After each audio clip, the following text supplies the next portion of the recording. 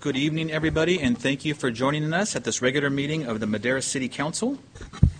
If I could have roll call, please. Mayor Andrew Medellin. Here. Mayor Pro Tem Jose Rodriguez. Here. Councilmember Cece Foley Gallegos. Here. Councilmember Will Oliver absent. Councilmember Derek Robinson. Present. Councilmember Charles Rigby. Here. And Councilmember Donald Hawley. Present. Thank you so much, Sonia. Ladies and gentlemen, we have with us from New Harvest Christian Fellowship, Pastor Tim Echeverria, who will lead us in the invocation. If you'll stand, please.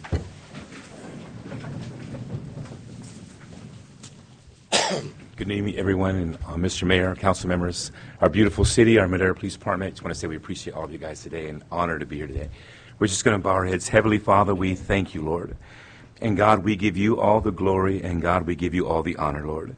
Father, we thank you for this beautiful day that you have made, and Father, we will rejoice and be glad in it. God, we ask you today that you would come into this room, God, that you would, God, begin to come into, God, every single person's heart, God. We lift up our mayor, God. We lift up our council members, God. We lift up every part, God, of our city, God, before you today.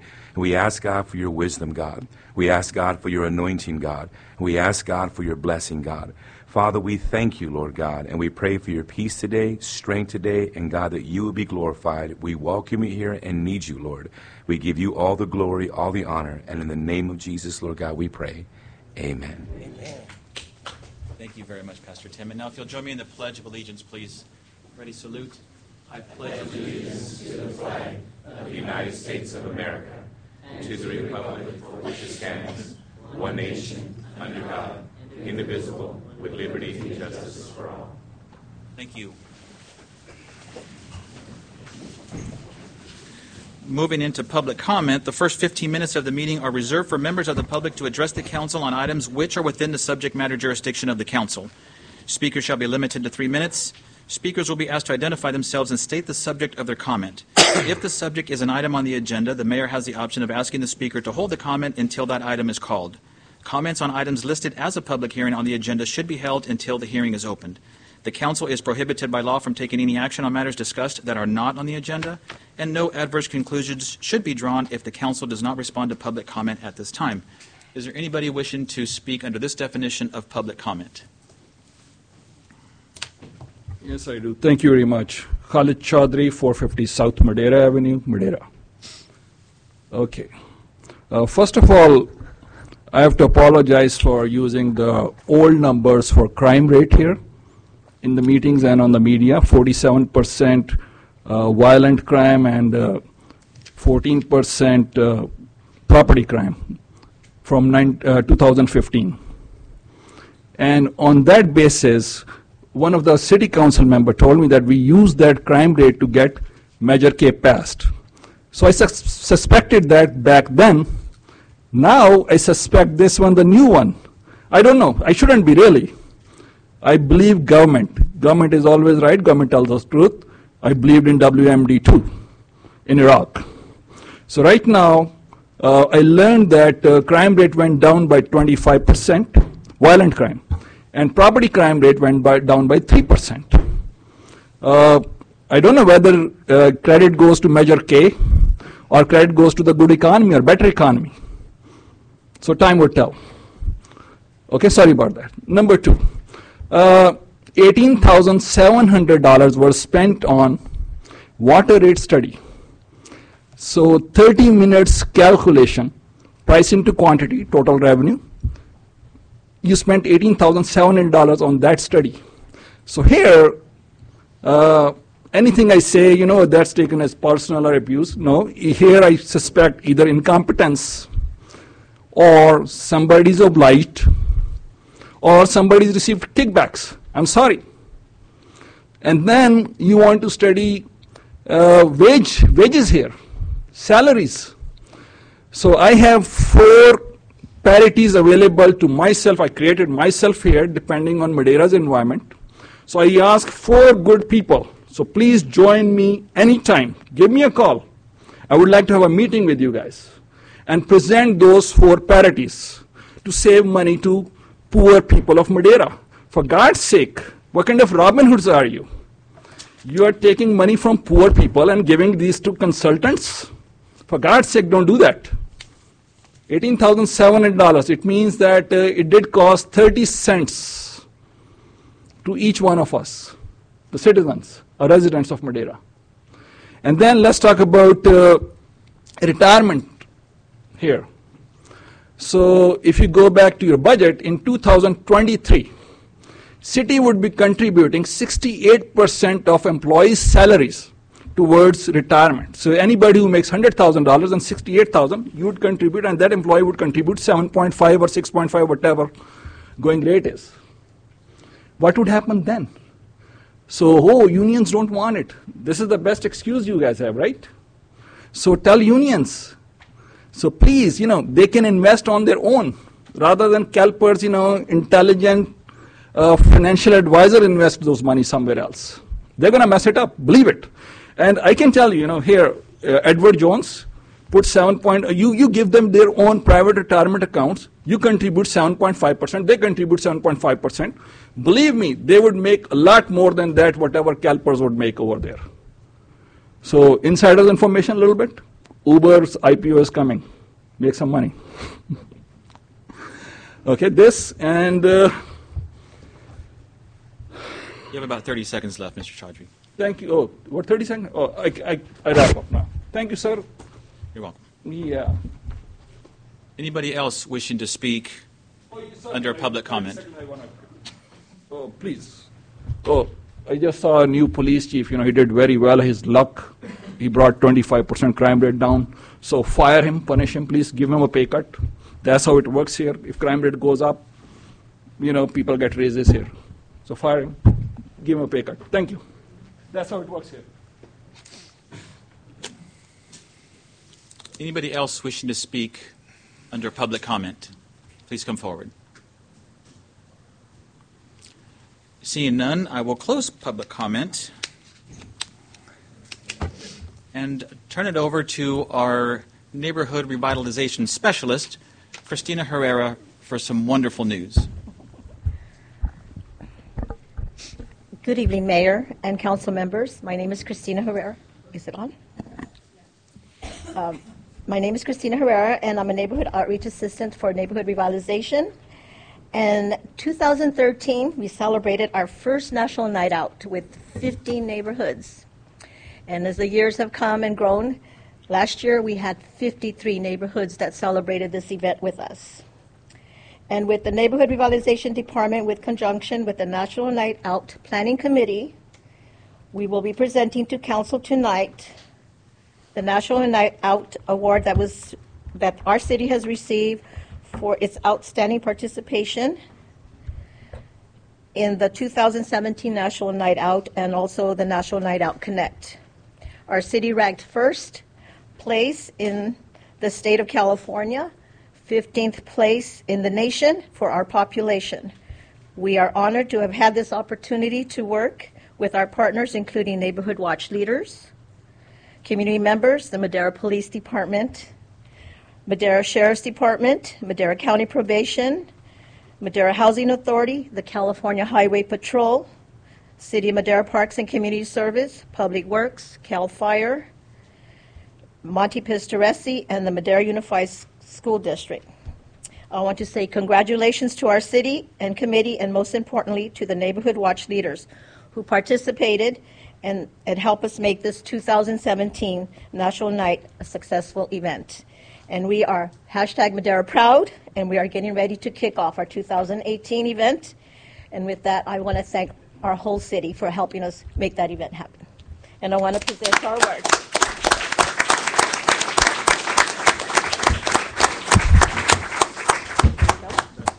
And here is, this is a booklet that we put together that gave us this award. And it has everything that our community does with law enforcement and to make our community safe and help, for you guys to feel safe in your community. And so this is what we did. And we want to say thank you to all. Awesome, awesome. Thank you so much, Christina. This is absolutely, yeah, let's take a picture.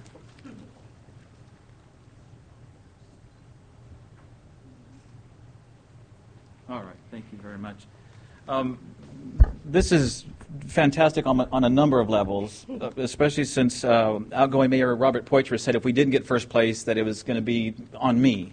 And so I'm definitely going to give him a call tomorrow and tell him, nah, nah, nah. But a huge thank you goes to Christina Herrera. We have over 90 neighborhoods participating in really what I would consider a short amount of time, just over the last 4 years or so, where we started with less than 20 neighborhoods participating. And Christina really, literally is on the street, door by door, neighborhood by neighborhood, getting people to get involved, and not just get involved, but making a difference.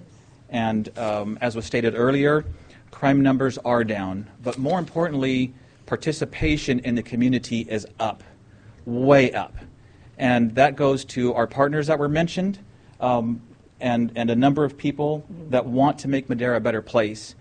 But I think the biggest thanks goes to those neighborhood watch leaders that step up and say, I want to participate, and everybody involved with Neighborhood Watch. So this award actually goes to all those people and everybody in the city of Madera. So Christina, thank you very, very much for your efforts, and this is great for the city of Madera. Thank you.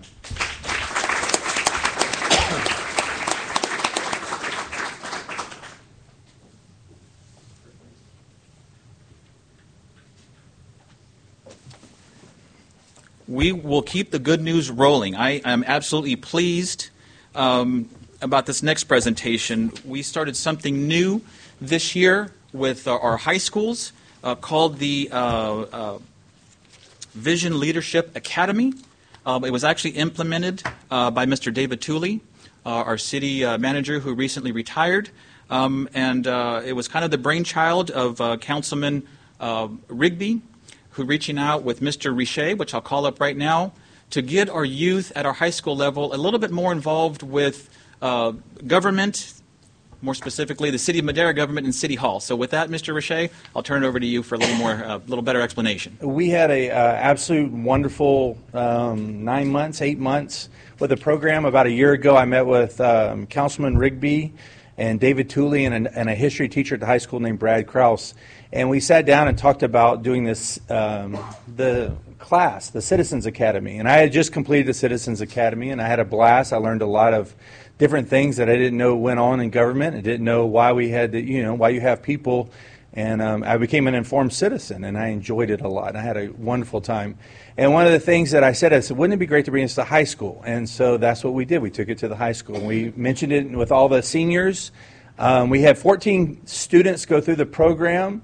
We had about 9 students go to about 90% of the classes. We met once a month. 1 month we'd meet with the chief of police came, Parks and Rec came, SC came.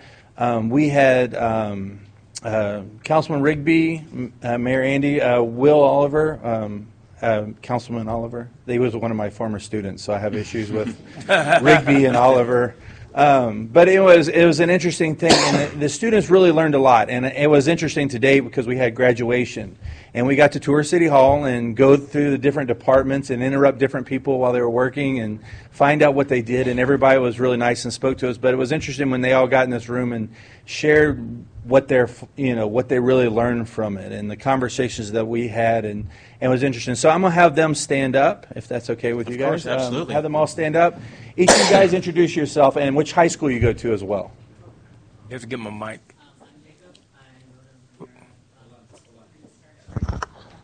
Here you go. There you go, that's better. I'm Jacob Diaz, and I go to Madera High. Most people call it North Campus. What exactly did you want me to just say? That's it? That's it? Okay. All right. Well, my name is Isaiah Navarro, and I am a senior at Madera South High School. I'm Joe Tommy, and I'm senior at Madera High School. I'm Marco Delgado, and I'm from Madera South High School. I'm Manuel Perez, and I'm from Madera South High School. I'm Jocelyn Bodegas, and I'm from Madera South High School. Right. And so let's give them one round of applause for sticking with it.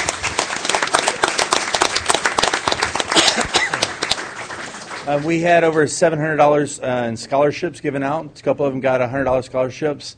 Joe is a foreign exchange student from Germany, and he won the $500 scholarship and through the Linkage Foundation through Madera Unified.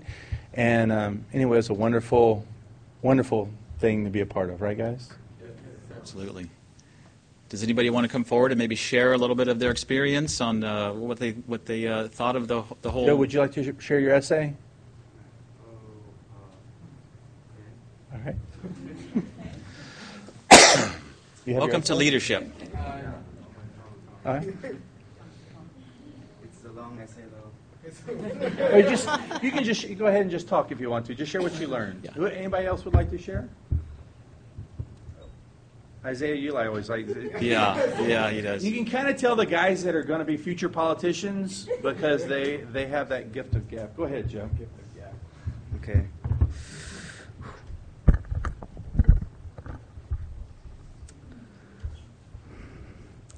I attended the Leadership Academy because I was curious about the different features it may have. To be honest, I was unsure in the beginning, but I was extremely enthusiastic about it, and after the first sessions, in which I learned a lot about city governments so far, I attended all sessions in which we learned interesting and important things that we usually don't learn in class or anywhere. We learned how to manage a city government and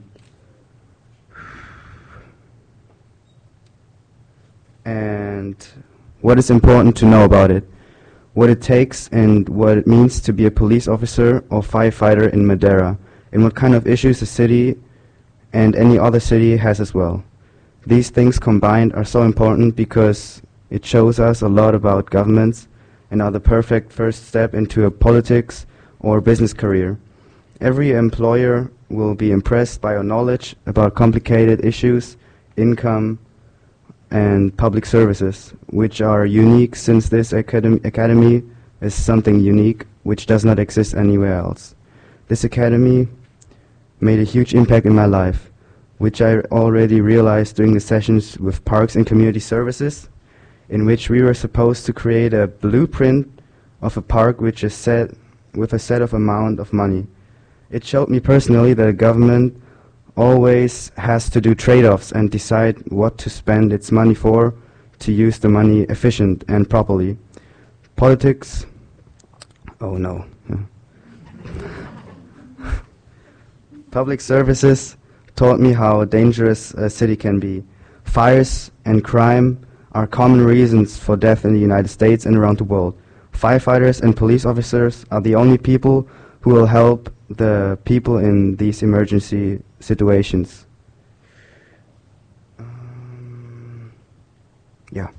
A police officer told us that the feeling of satisfaction and pride are his favorite features about the job.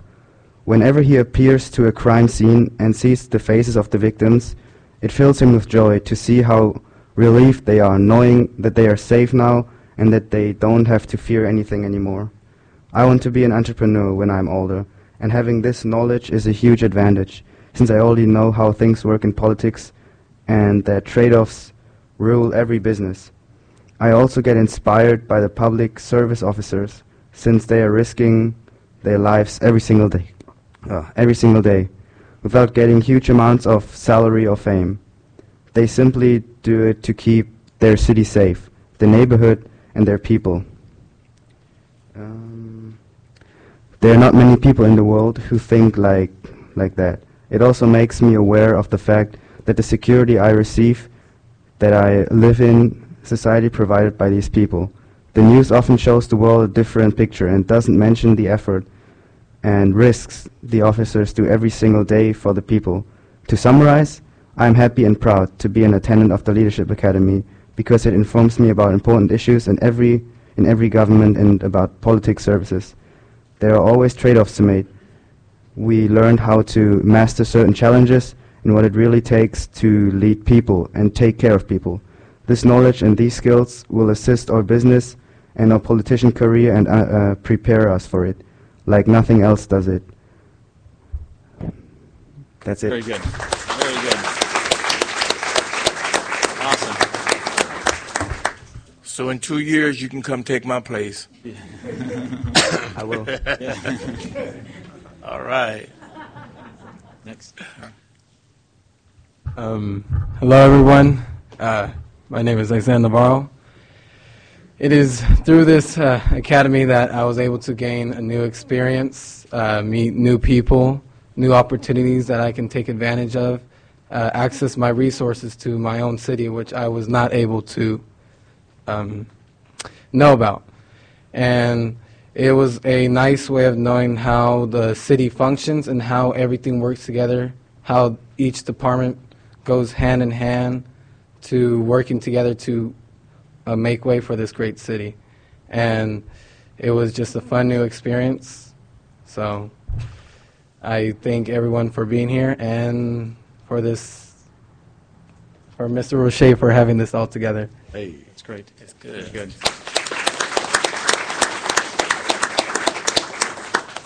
I just want to say that one of the most important things that I got out of this Vision Academy is just the experiences with genuine people. I like that, you know, you could always just do a quick search of what jobs there are on office. You could always look that up your own ways, but I felt like meeting people in person was a lot more beneficial for me because obviously having interactions with the people who actually live through that every day, it's a lot. It gives you more. It's more insightful. It's very more insightful for me. And when I go to college soon, I hope to get a degree in political science and maybe a minor in history.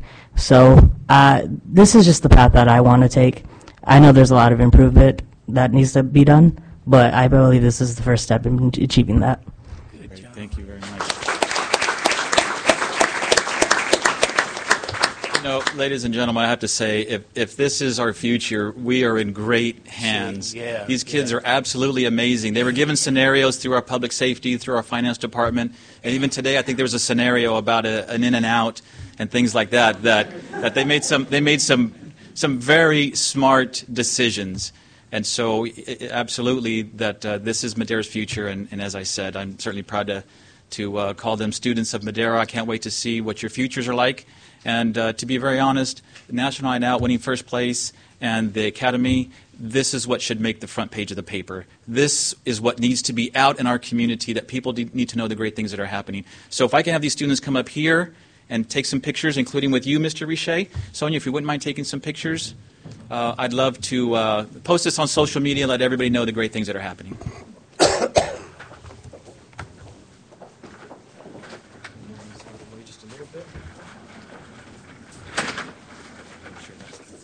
Come on up, Jake.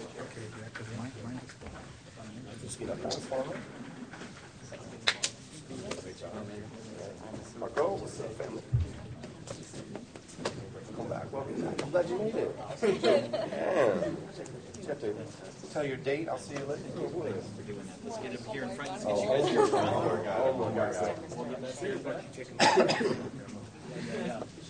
Should be ready in 2 years. Okay. It's okay, We're looking at.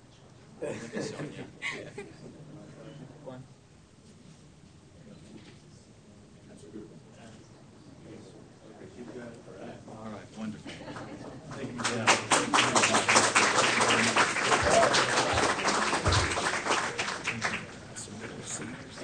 Thank you very much.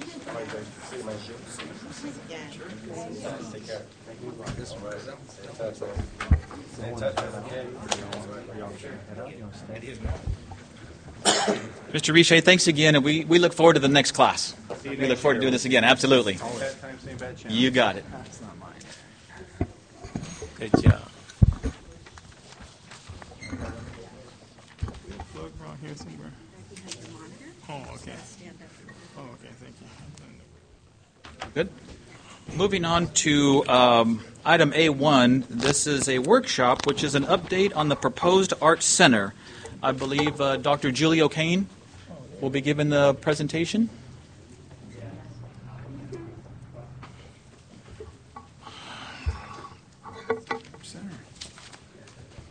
Mr. Mayor and members of the City Council and Mr. Frazier, my name is Julia O'Kane, and currently I'm the president of the board of the Madera County Arts Council, and I've been working for a couple of years on this project with the City Council, the Board of Supervisors, the school district, and anybody else in the community who wanted to get on the bandwagon. So we are excited to be here tonight to show you the results of the work that we've been after for the past 3 years. But before we start with that, let me tell you a couple people are here tonight. We also have Rochelle Noblet, who's down here in the front. She's the Executive Director of the Arts Council. We have some board members, Martha Mossman, Diana Marsh, Steve Copeland, and Carol Moses.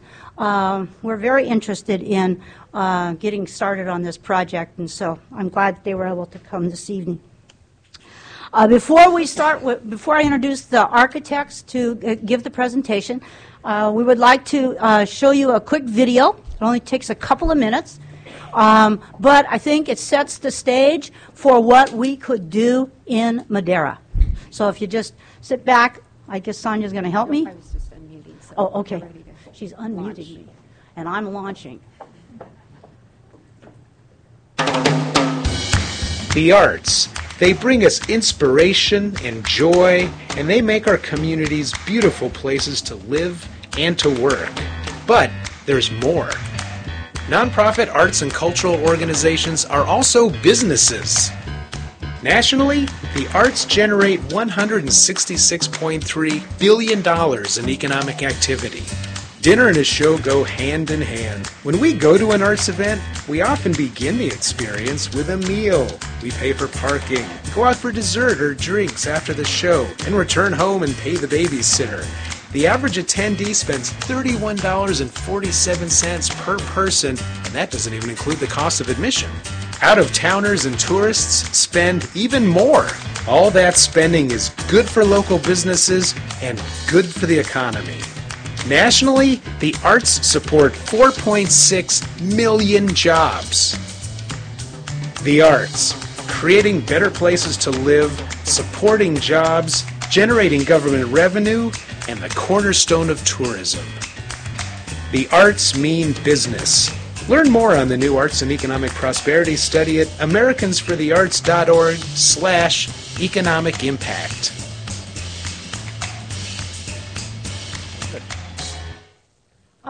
That sets the stage for, I think, what could be in Madera. At Christmas time in December, the school district, instead of offering their Christmas music program at the South Campus High School, which is always a backbreaker, they went to the Warner's Theater in Fresno. 500 people came to see that show that night, and all I could think about was those 500 people could be in a theater right downtown Madera. And the kids had such a wonderful experience. Many had never been in a theater, and so it was just a great opportunity for our young, talented students as well. So that sort of sets the stage for what could be for our town, we think. So let me... Okay, we've sort of titled our project DOMA, which gives it, I think, a lot of urban class. Stands for Downtown Madera. Oh, that's right. Okay. Go to view. Thank you. I would like to thank my assistant, Sonia, who tried to train me. So you can see on your slides, we've got some pictures of everybody celebrating through the arts in Madera. But I want to start by talking about this lady. Her name is Elaine Sakara. And several years ago now, 5 years ago, she donated a good portion of her estate to the Arts Council for the purpose of building and or maintaining a cultural arts center for Madera County. We tried several times before that to bring this vision to life, but with the infusion of some backup money, we started moving full steam ahead to bring this project to life in Madera. A great effort was made by several organizations and agencies in Madera with input from many local stakeholders. And that has led us to a plan for revitalization of the downtown and civic center of Madera. A plan which is going to bring the community together through an emphasis on the arts and the development of this cultural arts center. In 2013, she gave us the money, and we are ready to begin to make that vision come to life. In 2014, the county, the city of Madera, and Madera Unified School District, and Madera County Arts Council came together in an informal partnership to talk about the possibility of developing this center and revitalizing our downtown. I'd like to thank Andy Medellin, Derek Robinson, and Donald Hawley, who were on that committee representing the City Council, for your efforts in that regard. By 2015, we were building interest in the community, and at that point, each of the entities, the city, the county, and the school district, put in money so that we could hire an architect to actually do a complete master plan for our downtown and civic center area. By 2017, and many of you know this because you were at those sessions, we were having stakeholder community input sessions throughout the year. They brought ideas in, our architects took those ideas, and from all of that discussion, we bring you tonight the master plan for the city of Madera. Tonight you're going to see also later on that we're taking steps to try to formalize our partnership through a joint powers agreement. And that'll be an important step that we can take to begin to move our plan into a formal future. We're looking forward to great things happening in Madera County, and I'm happy to be a part of that effort, and I know the City Council is as well. Let me introduce to you Paul Halajian and Associates. They are the architects, and he will lead you through the architectural plan that's been developed. Thank you, Julie. And thank you, Mr. Mayor and members of the council. I'd like to also introduce my colleague, Shant Yemenjian, who is vitally instrumental in what you're about to see. What we're going to do here is kind of walk you through what we've been up to for the last 13 or 14 months here in Madera. It's been a fantastic project for us. We are a firm based here in the Valley, and working on a project like this for a Valley town has been a really exciting and thrilling for us, because we know that it's possible to change a city, and Madera is on its way to becoming one of the great Valley towns. So thank you for allowing us to be part of this. When we started this, we were convinced that for this project to be successful, it had to fundamentally be authentic. Our goal was not to come in with a preconceived idea of how to make Madera turn into Walnut Creek or San Jose or something that it's not. And in order to ensure authenticity, we were informed by the surroundings, by the people that are here, the places, the events that take place, the traditions, the history, and we wanted to educate ourselves on that before we just started designing. We wanted to make sure that we were connecting people and places, that we were connecting pedestrians through a well-conceived plan of that incorporated bikes and mass transit, and that we could actually brand downtown Madera as a destination. And fundamentally, we wanted to make sure that the effort that you've all put into this through your investment actually benefits the economy. So with those ideas, we set about a process that involved workshops that engaged the community. We had conversations with people. We really got to know many of the institutions and the clubs and the individuals that make Madera a thriving city. So lots of conversation, lots of workshops. We spent lots of time with boots on the ground, eating in some of the great restaurants down here and getting to know people and just looking, observing. That's one of the main parts of what we do, is observing. And using our skill as designers to translate what you all want into plans and ideas that are appropriate for this place. We prepared a number of designs, we put them up, we showed it to people, and we got feedback. And as a result of people's feedback, we revised much of our thinking about design. So the area that we were focusing on is this sort of T-shaped part of your swath through downtown, with the civic core being up against the freeway, which would be on the left side of this drawing, and going out into the community up towards Lake Street along Yosemite and 6th. So Yosemite, as you all know, is kind of the main thoroughfare into the business district, leading from Lake to the historic Courthouse Park. We saw that these are very walkable streets, places that there's a lot of really good things already there, and our job was not to mess it up, but to improve it. We wanted to kind of reinforce the district the districts that already exist, the civic and a more business-oriented district. And the other thing we wanted to do was look for what we call opportunity sites. These are sites that could be used in a better way than they may be right now to improve not only the economy but bring amenities to the downtown area. So this shows on the right side the kinds of buildings that you could start seeing in the downtown. This is not something that we said you need. This is the kind of buildings that we heard people wanted to have in their downtown. These are the kinds of buildings that you see in cities and towns all over the country, where there could be a business or a shop on the ground floor with people living above in a 2 or 3 or 4-story building. So we identified a number of sites throughout the downtown where this kind of development could be realized.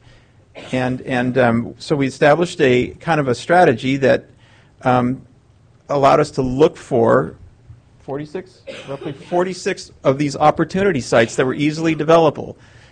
And they range from sites that are vacant property that's publicly held, that could very, very easily be developed, to privately owned land that maybe is vacant or maybe has an underperforming building on it that could be developed into something that brings more benefit to not only the landowner but to the entire urban context. So we see this kind of development that would be very, very appropriate for these opportunity sites throughout downtown Madera. So we collected data at a number of our public outreach sessions where we talked to people to find out, what do you really want? And there's kind of 3 pieces to this project. There's the downtown business district, there's the Courthouse Park, and there's the thought of a new cultural performing arts center. So this infographic kind of tells you what we heard, and we heard loud and clear that with regard to the downtown Madera, people are really interested in preserving your history. We heard that mass transit, getting around the city, is really important, that being able to walk safely is very important. We heard that safety, the whole idea of safety, is important. Food venues, restaurants, more of them, that's really important.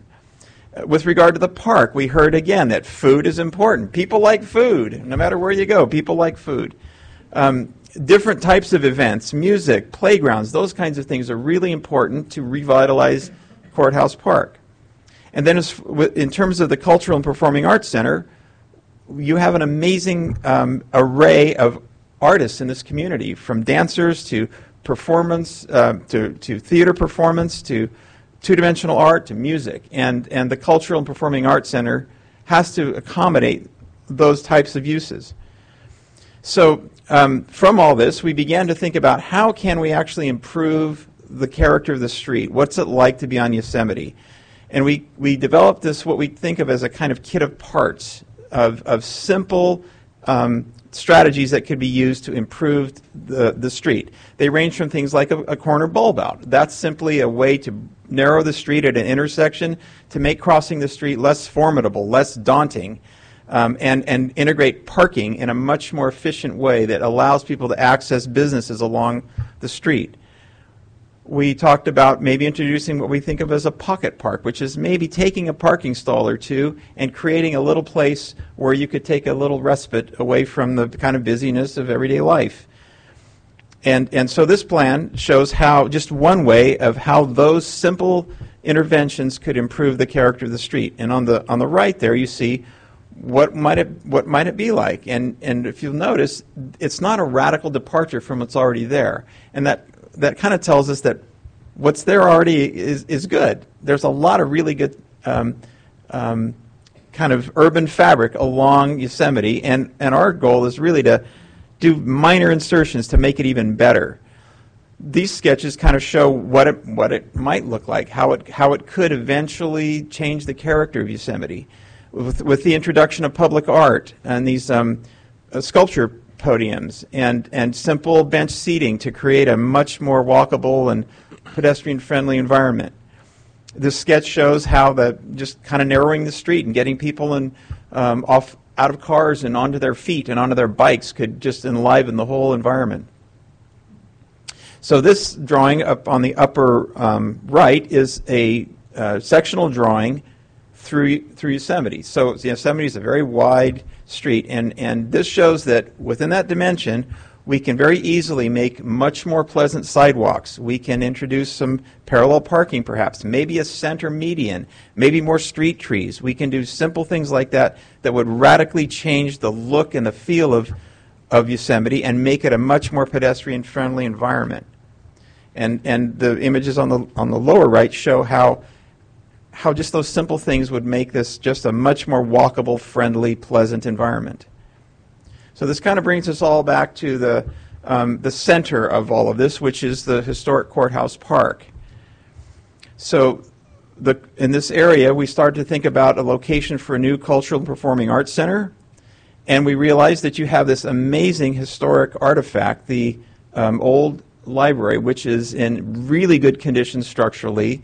It's a fantastic piece of architecture, and it's completely underutilized. So we thought about how can that be adaptively reused to give it a new life and new vibrancy.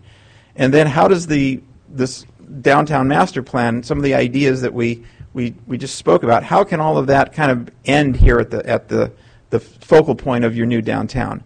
Fundamental to all of this, however, is removal of the old jail annex. We heard loud and clear from the people of Madera that this is not the favorite building in town. And there's an effort underway with the county to get a grant to have that building removed and realize something more like this. This is the plan we developed for Courthouse Park that would link this wonderful new green space into a new cultural and performing arts center and kind of reimagine what the streetscape might be like. So the areas within these two dashed lines here, this represents the area that is currently part of a grant application that we've been working with the county to pursue, to get funds to realize that part of it, those two parts of this new Courthouse Park. And this would be kind of the seed or the impetus for future development to realize a new Courthouse Park that could include play areas, new toilet facilities that are secure and safe, new plantings, maybe sculptures that recall the zoo that was once there, that used to be a zoo. And we thought, what a great way to kind of recall Madera's history through some art and public art in this new Courthouse Park. And then these images surrounding the plan view, they show the character of what could be part of Madera's new Courthouse Park. So this kind of shows diagrammatically how things relate to one another. You have these two fantastic buildings along 99, your new federal courthouse and the county administration building, and how new development would kind of present a new face, if you will, as people travel up and down 99 to announce that Madera is a up-and-coming, rising city here in the valley. So imagine yourself arriving at the new Cultural and Performing Arts Center to see a show. So this is a view of what it might look like as you enter the new Cultural and Performing Arts Center from the entry plaza. And in that building, the amenities that we heard from the community that are most important are cursor work. Okay, so if you follow the cursor, so if you enter here, this is a new grand light-filled glassy lobby that could be filled with artwork. This space here is a secured art gallery that could be a venue for traveling art exhibits. We have a media studio and a community meeting room that could be a great amenity for clubs and other organizations. And this space right here is state-of-the-art 500-seat performing arts theater with a full flyway, a backstage that would allow you to host that performance that Julie talked about that you have to go to Warner's for. That can now happen here, along with a whole host of other types of presentations and shows that could really benefit the entire community. This space here is a flat floor, almost black box type theater This is a small lecture hall, about 150. Then here along this side, this is a new banquet facility that seats roughly 500. 40. And then a full-service kitchen, and then a cafe, and some offices. But the centerpiece of all of this is this secure courtyard that's open to the sky. So if you're having a banquet facility, your event could spill out into this courtyard, or if you had an art exhibit that you wanted to kind of take from inside to out, it could happen in this secure courtyard. So this is a kind of a three-dimensional view of the massing of kind of what we have in mind.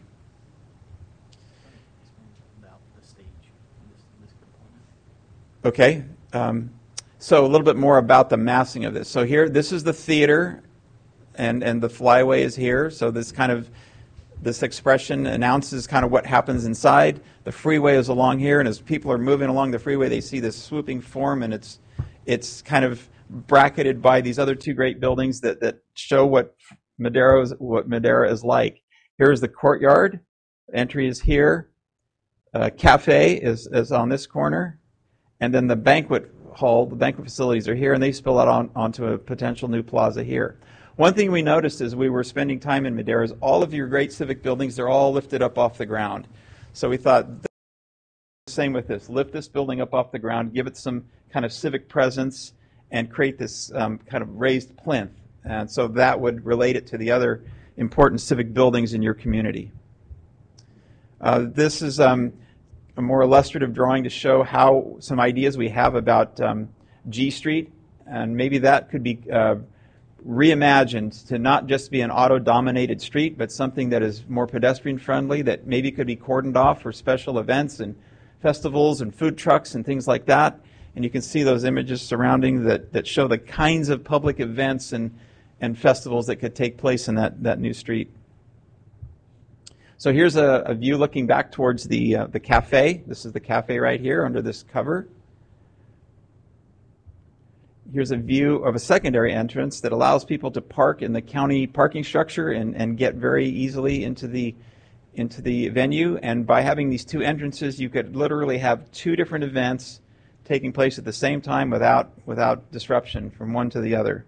So it's a very flexible, multi-use kind of space. This is a view from that interior courtyard looking out towards, you can see the historic courthouse. So this kind of is a way to tie Madera's past with where you're going and really kind of put a whole new sort of spirit into the community of remembering where you've been, but boldly going into the future with this kind of very useful courtyard. So then the last piece of our whole project was what to do with the library.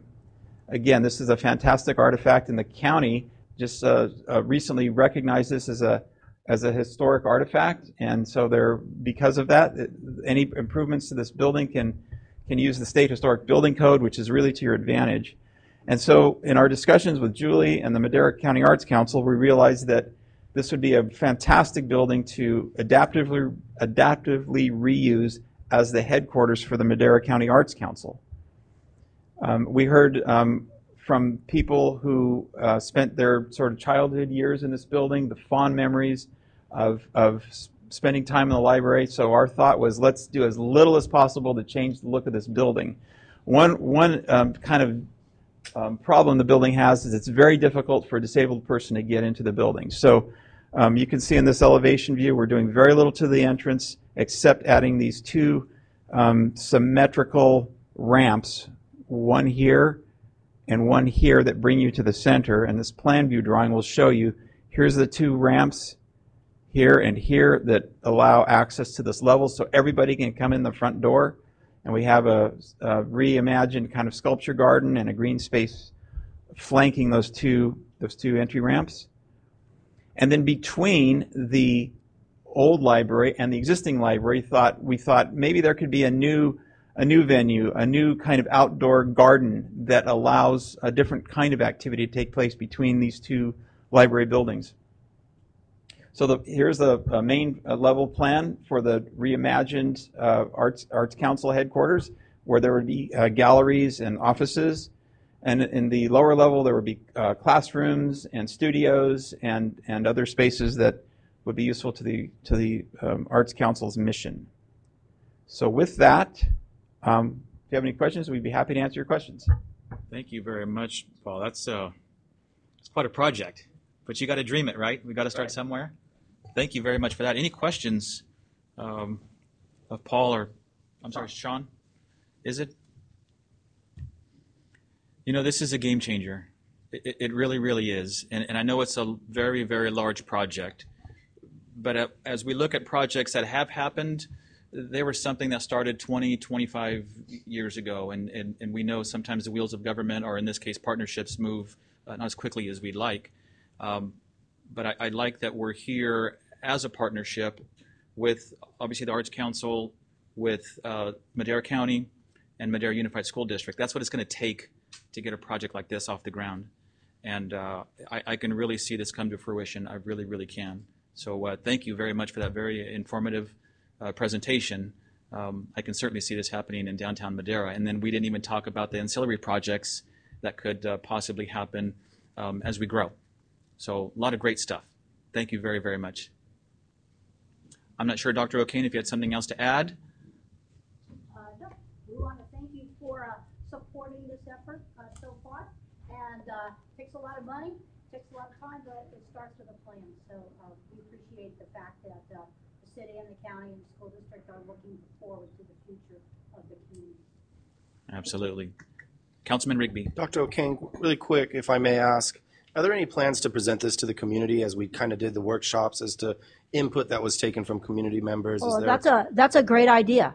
We wanted to wait until we had this ready and out to all of the city and the county and the major players who spent the money. But that's a great idea now to begin to put it out in a informal sense to the stakeholders. And I would love to partner with you however Great. I can, and I'm sure I speak on behalf of the whole council. Yes. Whatever we can do to help to inform the citizens of our city that this is a dream that I think we want to see come to fruition.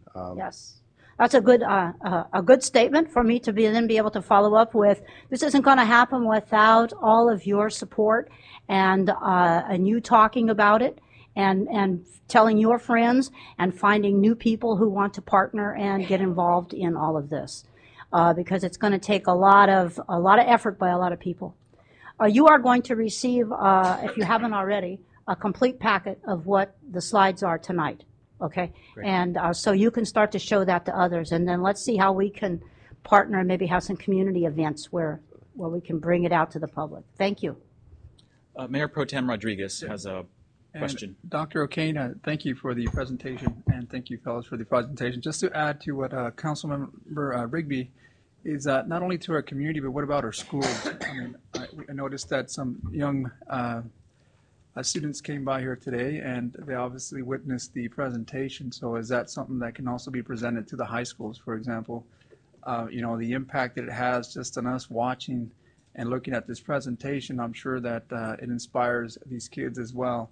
And to not only look at Madera differently, but want to stay here and bring back to Madera the type of economic boost that it needs. So just to add to what Councilmember Rigby had mentioned, maybe a presentation like this to the students so that they can have something to look forward to in the future. That's here. great. Yeah. And we're not really building all of this for me because I'm old.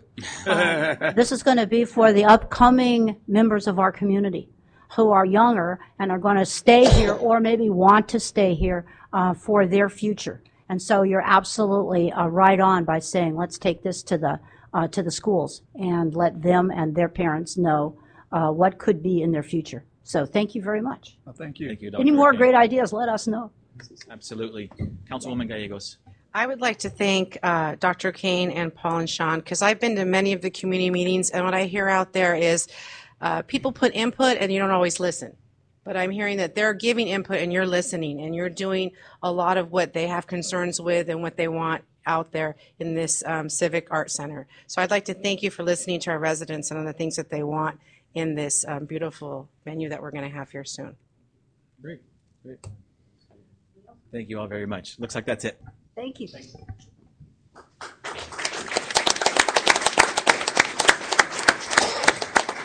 Oh, exit. Escape. Now I can close it. Okay. If I was young, I'd know more about technology.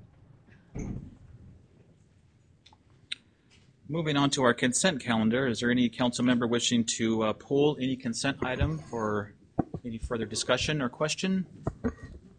If not, I will. I would like to pull B8 and B10. B8 and B10. Any other council member? If not, I will entertain a motion.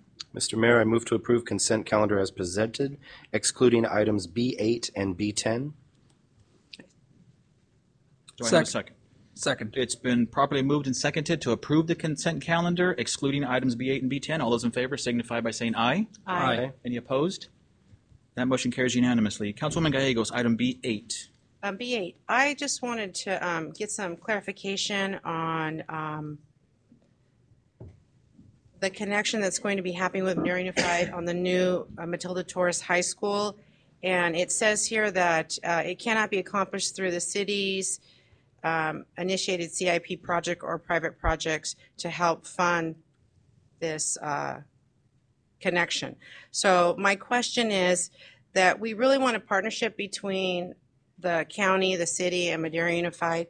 And I see that Madera Unified is fitting the bill for this whole piping and sewer project. So is it possible, since it's on the other side of the tracks, to use RDA money to kind of do some of the infrastructure for this, where we are partnered with Madera Unified and that we are helping them fund this? Because it eventually will help us in the long run. Development is going to go out there for us in the city. Once that high school goes up, everything will come with it. Sure.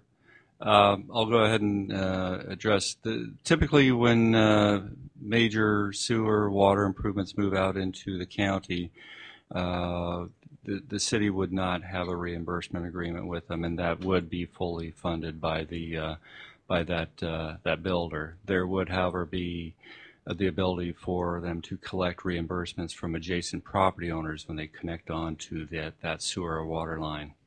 Only to the equivalent of about an 8-inch line. Now, for water mains, that's a 12-inch, so they would have the ability to collect the equivalent of an 8-inch. The sewer line is somewhat larger, so we're still talking about a reimbursement for the 8-inch.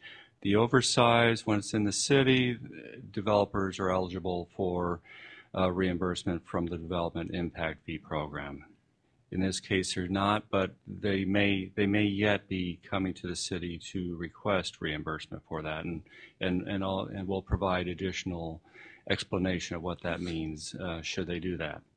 With regard to RDA, I believe that Bob Wilson is in the audience, and he may be able to go ahead and answer that.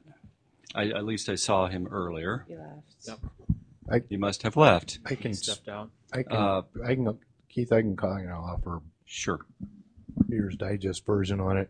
As to RDA funds that are not tied to housing needs or related to housing projects, the RDA projects that are non-housing are pretty much locked in at this point because of dissolution. They've already been approved, and that's kind of, you really can't add anything to those. Like say, the only thing we really can do anything that way with would be something along the line of a housing type of a project or something like that. So those funds can't be used for infrastructure? I can add on to that right now. Recently, the RDA was looking for projects to go ahead and expend approximately $2 million that could conceivably go towards infrastructure projects. Mr. Wilson got with us with regarding any projects that they had. RDA had originally started and completed a design for Adele Street between Country Club and Lake. What we have talked about, and he has proposed with the state for the bond money that is available, is that $2 million be used to go ahead and complete sewer, water, and storm drain improvements between Lake and Country Club. It would also be expended to go ahead and participate with the developer to start what I'll call an interconnect between Kennedy Street and Adele Street, right about Lake Street. Yeah. As everybody probably knows, Kennedy and Adele match up very well. So that was one of the things as part of that project. That project with utilities on Adele and the interconnect is right on about $2 million right now. Okay, so have we had conversations with Madera Unified? Has our staff have conversations with their staff about looking about reimbursements that if development came in? I did provide them a fairly detailed email about a year ago describing how the process works. And that was who did you send that email to? Would have been Rosalind Cox would have been part of that. I'm not sure whether I'm going blank on his name. Shannon Schwartz. Shannon Schwartz. Yeah. In that project, Keith, that you had talked about, infrastructure, is that in conjunction with the affordable housing projects that we had been recently talking about? It is not in conjunction. To my knowledge, it's not in conjunction with that. Thank you. Any other questions or concerns regarding item B8? See none, I will ask for action. I move to approve B8. Second. It's been moved and seconded to approve consent item B8 as presented. All those in favor signify by saying aye. Aye. Aye. Any opposed? That motion carries unanimously. Councilwoman Gallegos, item B10. Just a little clarification that it said that we are revising the approve of the financial consultant. And what part was the revised? Because I couldn't quite see the difference between the March 21st to this one. The reason this is on the agenda is that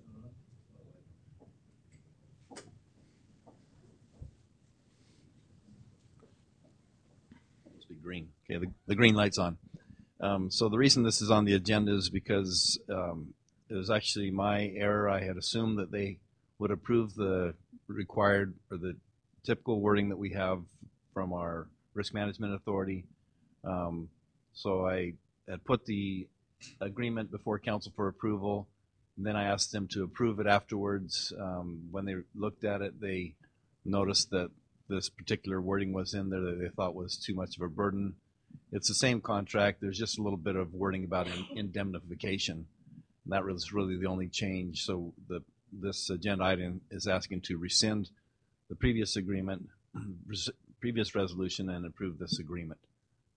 It's my mistake, and I apologize. I should have, rather than waiting till the last minute or bringing it to council before it was approved by them, I should have had it approved by them. My apologies. So is it possible on the report to put the difference or that we're revised so that we could have it firsthand when there's a difference that you're bringing it back to revise it with? Like highlighted in red or something, this is the part that's being revised in the report? Certainly. The only thing that changed from the previous agreement was the one sentence that I did put in there. It said, subsequent to the meeting, Raftelis reviewed the contract and asked to have specific wording, quote, including the city's active or passive negligence. That's really that's all that was taken out of the previous agreement that was approved by council. Okay. Thank you. Thank you. Great, and thank you for that clarification. Any other questions regarding item B10? If not, I'll entertain a motion. I move to approve B10. Second. Once again, it's been moved and seconded to approve item B10 as presented. All those in favor signify by saying aye. Aye. Any opposed? Motion carries unanimously. Moving on to item C1, this is consideration of a resolution approving a JPA with the County of Madera, Madera Unified School District, and the Madera County Arts Authority, and authorizing the mayor to execute the agreement. And we will also need an appointment of some board representation. Mr. Frazier. Yes, Mayor and council members. This, after the introduction you received, I think there's probably very little I need to say. But what we're looking at is a cooperative agreement between the school district, the county, and the city of Madera.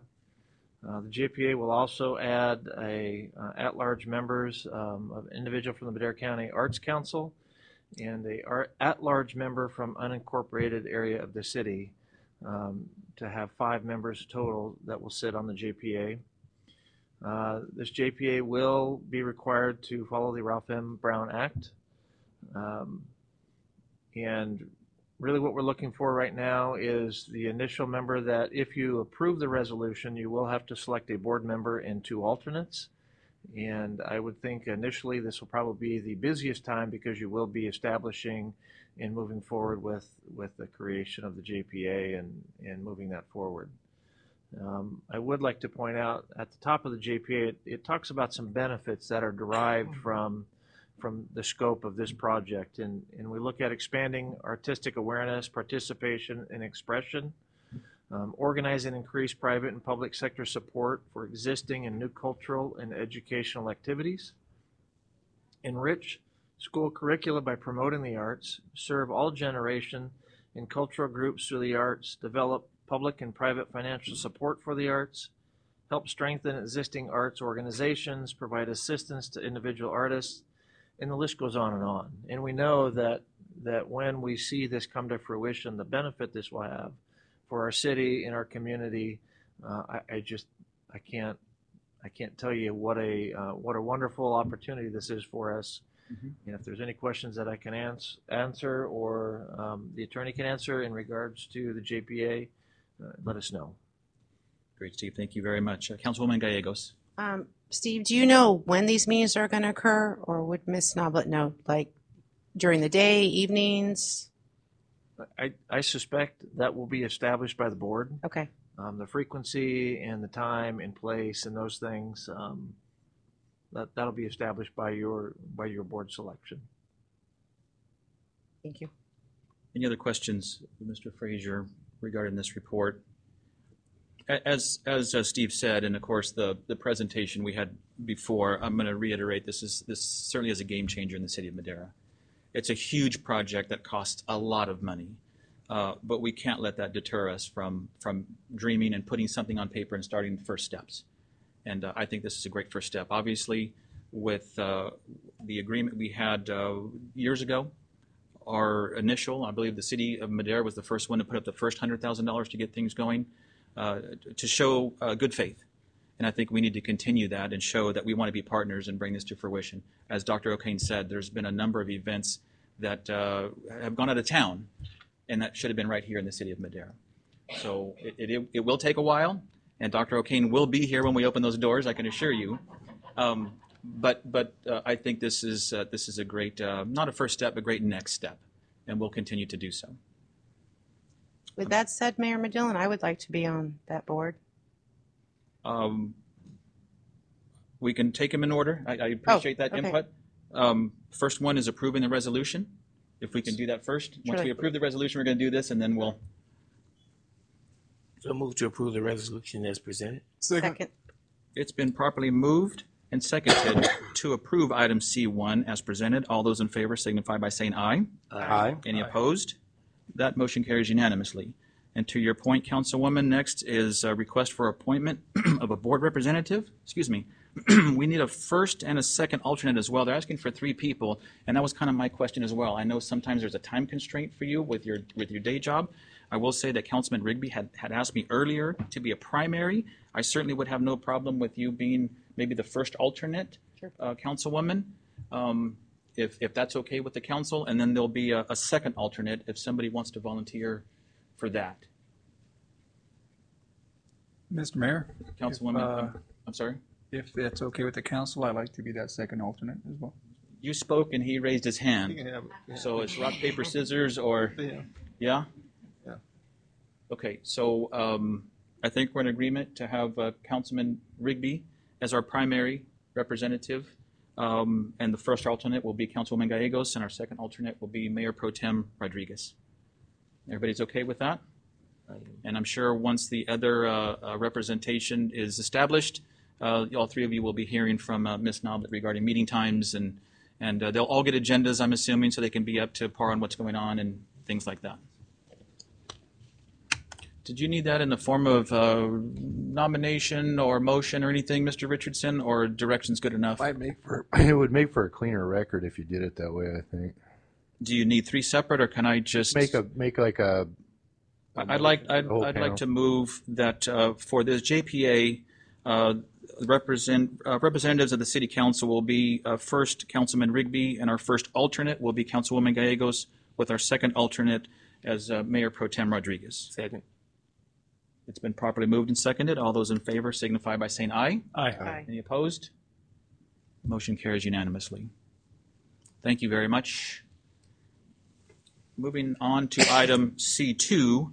This is a second reading and consideration of adoption of an ordinance rezoning approximately 6,000 square feet at the northwest corner of East Yosemite Avenue. Thank you, Mr. Mayor. Boyle. Council members, your second item tonight is indeed the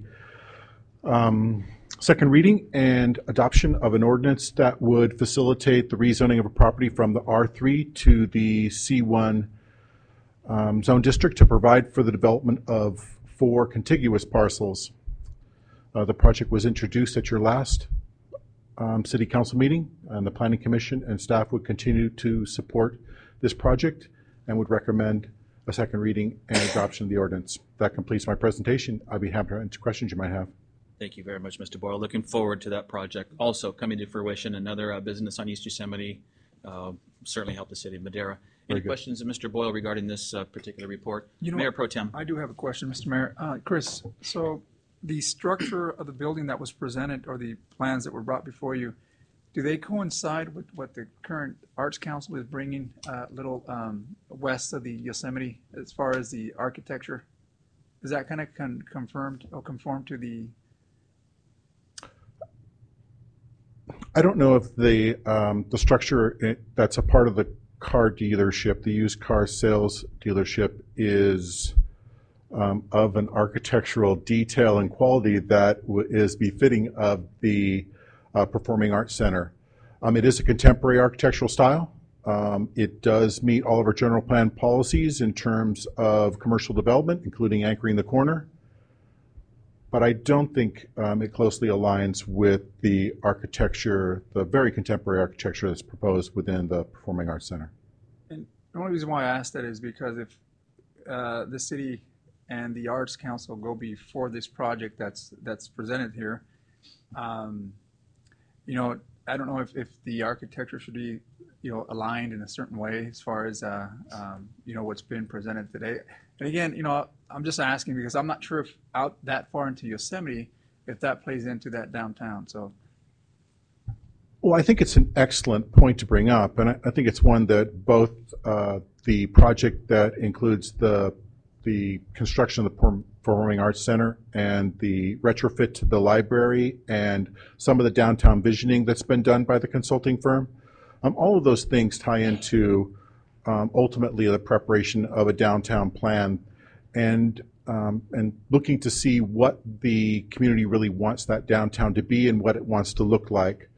And I think we need to move with purpose forward along those lines so that future investments in the downtown are reflective of what the city's vision for downtown is moving forward.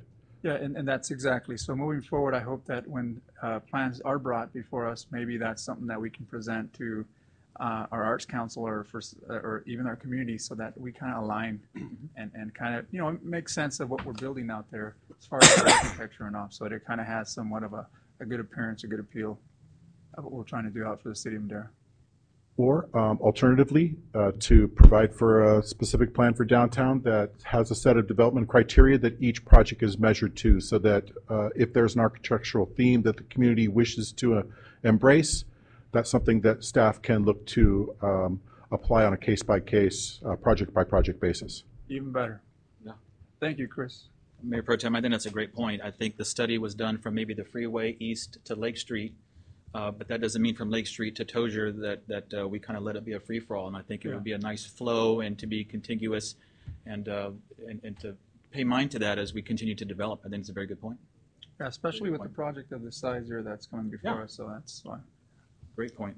Thank you, Chris. Any other questions of Mr. Boyle? Seeing none, I'll ask for title. Thank you, Mayor. Adoption of an ordinance of the City Council of the City of Madera amending the official City of Madera zoning map to rezone approximately 0.14 acres of property located on the west side of High Street, APN 007123003, approximately 125 feet north of the intersection of East Yosemite Avenue and High Street, from the R3 High Density Residential Zone District to the C1 Light Commercial Zone District. Mr. Mayor, I move to waive further reading and adopt item C2. Second. It's been properly moved and seconded to waive further reading and adopt the ordinance. All those in favor signify by saying aye. Aye. Aye. Any opposed? Motion carries unanimously. Thank you very much for that. Moving on to item C3.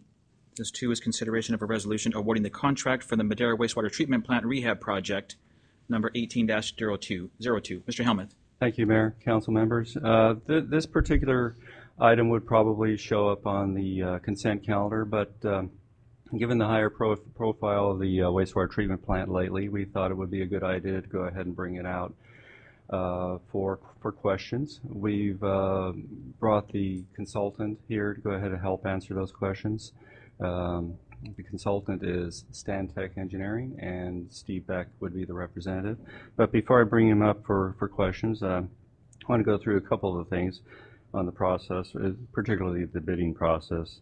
The bid package and the bidding process was largely completed by Stantec. The bidding, as you see it in there, is somewhat different than you usually see. It was based upon the available bidding, or excuse me, the available funding that we actually had out there.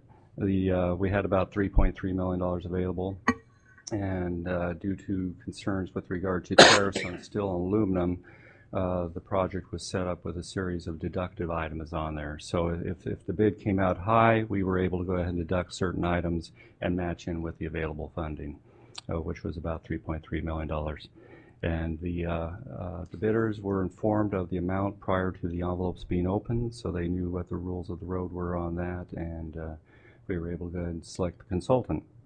The item that was removed was the digesters, the coating of those, and their particular, that was of all the projects within this bid, that was had the least priority for us at this moment. There's a contingency in there of about 10% that'll include possible changes in the project if any needs are identified. We also have additional funding in there for management. Staff recommends that the resolution be approved awarding the contract to Cushman Consulting based upon the bidding process as I've described, and along with the amounts for contingencies and internal costs. With that, I'd like to introduce Steve Beck with Stantec Consulting. If you have any questions, he'd be happy to answer them, I'm sure. Thank you, Keith. Please. Mr. Mayor, City Council members, my name is Steve Beck. I'm a principal with Stantec Consulting Engineers, and we're the design consultant for this project. I do have to say, this is unusual bidding where we took these three components, and I had to read it a few times, and so maybe briefly as a recap, and maybe just for the community, on we have a base bid, but then we have items A, B, and C. So can you maybe kind of go over that on our priority and why we did it this way? Sure. Yeah, this is a bidding method that we've used in several cases where a city has limited funds that they can use. We became aware of the fact that the engineer's estimate was $3.7 million, and we were advised that maybe the city didn't have that type of funding for this project, so we suggested to the city that we use this method that we've used successfully in other projects where we could have a number of deductive bid items. This is all perfectly something that we've never had a bid protest doing this. It's in compliance with the California Contracting Code, as long as you spell out the rules to the contractors that bid the job. And the way we did this was we announced before we opened the bids that this was the funding available, and that the lowest responsive bidder would be in accordance with any bids that came in within the funding available. In this case, that meant that some of the deductive bid items had to be exercised to get us down to that funding. I don't, at this point, I think that based on the response that we got from the general contractors that bid the job, the only real comment that we got or concern was what happened with the funding, we understood that at the pre-bid that there was $3.7 million for the construction, and of course we explained that there was some of the once it was kind of reconciled and looked at cost associated with the construction inspection, administrative service and stuff, reduced that amount, and that was the only comment that we received. Thank you for that clarification. And in the opening comments, it was very clear that this money, over $3 million, was not to increase capacity or to have better efficiency. Obviously, our wastewater treatment plant needs a lot of work. This is just step one. And so one of my questions, I won't say it's a concern, one of my questions is the digester coating. Mm-hmm. I understand that it's not money we have, but what is the risk as we go along to not coat these digesters? Yes. I'd like to make one minor clarification in that you're absolutely correct that this is a rehabilitation project. We're not increasing the capacity plant. It could be argued that by replacing some of the older equipment, particularly with the primary clarifiers and stuff, we're actually improving the efficiency of the plant. So I did want to clarify that. But regarding the coating system, these coating systems, these high performance coatings, are basically judged on how many years of service you can get out of this. We were aware that the coating systems that was put on these digesters, these are metal covers, and they won't last indefinitely. Right. The coating system that we have on the existing digesters is a 15-year coating system. When we actually specified this, we attempted to put a higher performance coating system that would give you 25-year service life on that, but again, admittedly, the bids came in higher for this higher performance coating system than we expected. Right now, we're aware that two of the digesters did receive a coating system within the last 10 years, so the fact that the coating system in theory is supposed to last 15 years, the thought was that digesters 2 and 3, the recoating of these could be deferred for another 5 years if necessary. Digester number 1 was the older digester and did show evidence of corrosion on this metal cover, and the hope is that maybe with the if we don't use all the contingency for other change orders on the project, we may have money to go ahead and coat that digester. So the plan would be to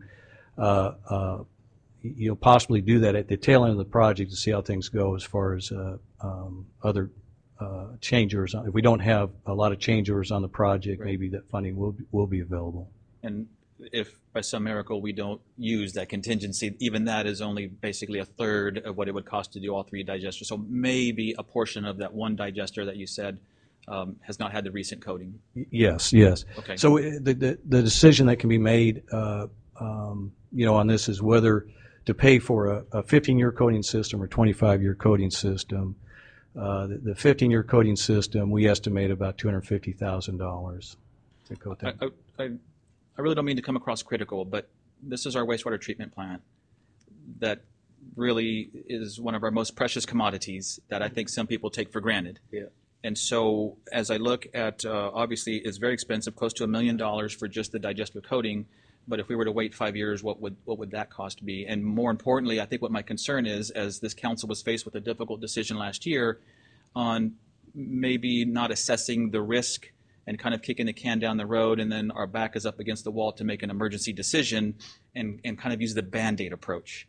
We ended up really paying not only in time, but in money and resources. So I'm comfortable and okay with the bid process. I guess maybe this is just more of a statement on the record to show that this is very vital.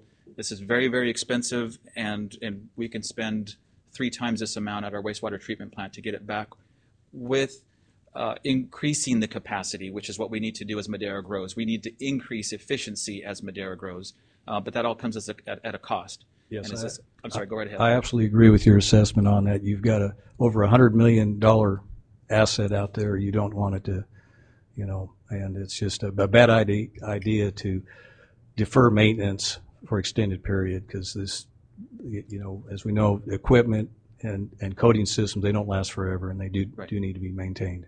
Right, and it's not going to get any cheaper. That's correct. We're not talking about a lawnmower or something that we can kind of maybe fix it after it breaks. Right. Mayor Pro Tem Rodriguez has a question. Yes, thank you, Member Dillon. And I'm sorry, can I get the name again? I'm sorry. Steve, my name is Steve Beck. Thank you, Steve. Steve, about a year ago or so, there was an item that was brought before us here in relation to the gearboxes, and that was an emergency item that was brought here. I noticed there on item 6 there that 4 of the 6 gearboxes have been or are scheduled to be replaced by the end of the fiscal year. So I know that there was some gearboxes that we did purchase. Now, are those have a lifespan of several years? Are those being utilized at this point? Yeah, so those gearboxes that were replaced, they have a life expectancy of 100,000 hours of service, which equates to about 10 years. So as you plan for your maintenance over the course of the next 10 years, you should expect that at that point these gearboxes will have to be replaced again or rehabbed. And there's some thought that by not catching this early enough, we ended up having to purchase new gearboxes as opposed to maybe being able to, like a transmission, where you would take it out of your car and have it serviced and maybe replace some of the parts. In this case, we had to put new gearboxes in. So just want to hear your clarity. So those boxes that we did get last year, they are being utilized, and those have like a 10-year shelf life, is what you're saying? That's correct. And at this moment, that's what's being used? Yes, that's correct. Okay. Just wanted to confirm. Thank you, Steve. Mm-hmm. Any other questions of Mr. Beck or Mr. Helmuth regarding this particular item? Steve, thank you very much. Thank you. I appreciate all your work. If there's no further questions or discussion, I'll bring it back to the council for decision. So move to approve. Second. It's been moved and seconded to approve item C3 as presented. All those in favor signify by saying aye. Aye. Any opposed? Motion carries unanimously. And just for the record, lawnmowers are important too. Yeah. Miss C, I'm very sorry for that. Lawnmowers are important too. Sorry.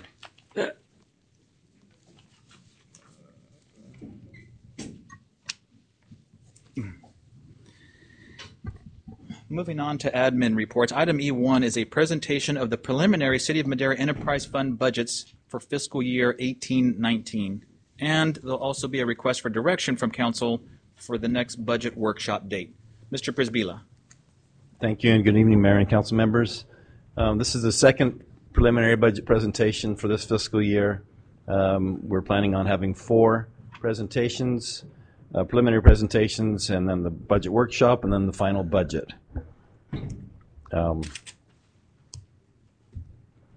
So this is the enterprise budget preliminary presentation. So what is an enterprise fund?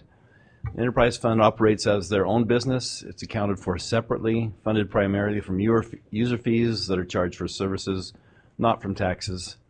User fee/rate changes must be approved through the Prop 218 process. Revenues cannot be used for non-enterprise activities like the general fund. And then capital projects within the enterprise funds can be funded from other sources such as reserves, annual allocations from transportation funds, state and federal grants, other one-time sources such as donations and development impact fees. So we had a discussion at the last meeting. I'll just kind of review quickly again the difference between capital versus operational budgets. And in this case, there's kind of a combination of capital and operational budgets because the enterprise funds do have their own capital expenses, which were also included in the capital expenditure budget at the last preliminary budget presentation. So operational budgets are funded by current year revenue, not from reserves except for in cases of emergencies, and the largest operational costs are of course personnel related. Operational costs are ongoing, and capital projects are considered one time and only take place when funds are available. And operational costs are more consistent or level in nature, whereas we build up for these big projects just like the one that was just approved and spend $3 million after 10 years of saving. So we'll start first with the sewer fund summary. In the sewer fund, the revenues are projected to increase by 10%. Salaries and benefits are up 6% from prior year. And just to keep these small enough so that they can be read in the reports, I don't show prior year, I just show the difference from prior year. So the 10% increase in revenues is compared to prior year. 6% change in salaries and benefits is compared to prior year budget. The other operational costs, which are M&O, debt, and transfers out, there's a 1% decrease. So subtotal operations only increased 1% for the sewer fund, and capital outlay is down quite a bit, down 74% from prior year. But again, there's the nature of the operational versus capital expenditures. In total, it's the expenditures are down 28%, primarily due to the capital outlay reduction.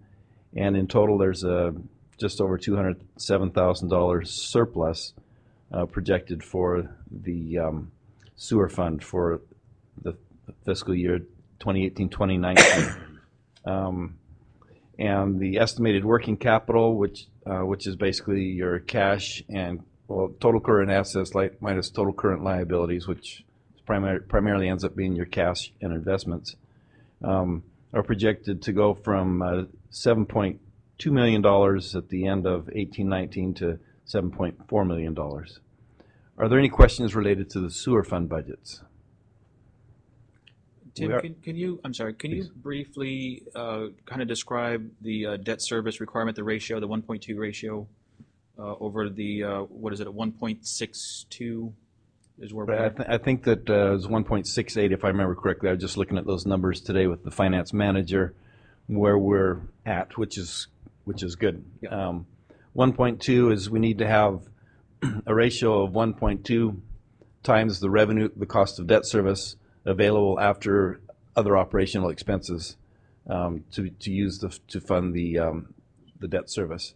That's a requirement that's put on by the lenders or by the bondholders to make sure that there's money there to pay for the debt. A few years back, we were not meeting those requirements, and the rate increases and other changes that we've made have put us in a much stronger fiscal condition so that we can have funds available to do things like the major improvements that are being done at the sewer plant. Exactly, and anything below that 1.2 it puts us in the eyes of those creditors in a bad position. It would put us, it would make it harder and more expensive for us to borrow money in the future, and just not a good situation. But we are in a good position at this time. Thank you. Thank you for the question. Next one is the solid waste fund. Here's the summary on that. Basically, revenues are just about the same, a 1% increase from last year. Salaries and benefits are down quite a bit. You'll note that the solid waste manager position has been eliminated in this budget. There may be some additional costs that we'll discuss prior to the final budget or in the budget workshop if it's decided that maybe we're going to contract out some services to Mid-Valley compared to what's taking place at this time. The picture would change on a daily basis or by minute if all the pieces that we have moving. But we try to get our best estimates at this point, and there will be some changes most likely in this budget before the budget workshop and before the final budget. Not a bad situation being at $3.2 million of working capital. What's unique about this particular budget is there's a significant decrease in working capital projected for next year, down to $2.5 million from $3.2 million. So $700,000 deficit that's projected. That was reportedly a decision that was made by council a number of years back. I believe it was 5 years. They decided that the balance had built up in the fund balance, or the working capital in this case, and that they would hold the revenues, hold the rates steady. And we got a favorable contract, in my opinion, with Sunset, and which has been carried on by Mid-Valley, which enables us to keep those rates down. And this particular year, there's quite a drop, but it still leaves us with more than 30% of operational expenses budgeted for. But it's our opinion that there will need to be some rate adjustment in the future. If I remember correctly, because I know we were looking at increasing rates, and because we had optimal savings in this particular account, I think we had either lowered it, not by a lot, or we agreed to keep it at level.